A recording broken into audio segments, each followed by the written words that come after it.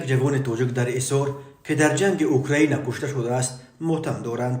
تابوت زلفقار محیدینوف 27 ساله را روز 22 ینور از مسکو به تاجیکستان آوردند. او یگانه پسر خاندان بود که در روسیه زندانی شد و او را به جنگ اوکراین بردند. خورشید محیدینوف تقای زلفقار در صحبت با رادیو آزادی گفت که او سال 2019 برای کار به روسیه رفت و در یک شرکت کار میکرد.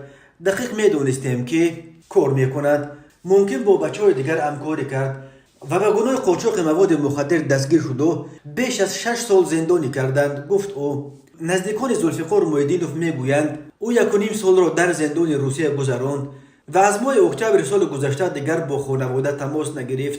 به گفته خورشید محیدینوف، خواهرزادش به کسی نگفته است که به جنگ می رود.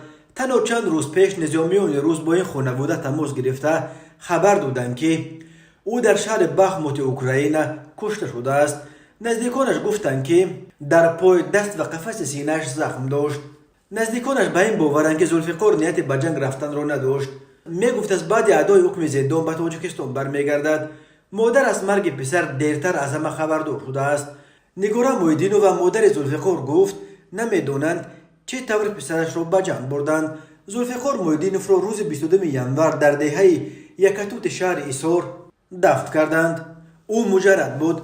به قول نزدیکانش با نیت به مهاجرت رفته بود که پول کار کند و عائله سازد، اما نشد. تا حال آمار دقیق شهروندان زندانی تاجیکستان در روسیه که در جنگ‌های اوکراین کشته شدند در دست نیست. در 2 ماه آخر خبر مرگ کمش 7 نفر تصدیق شده است.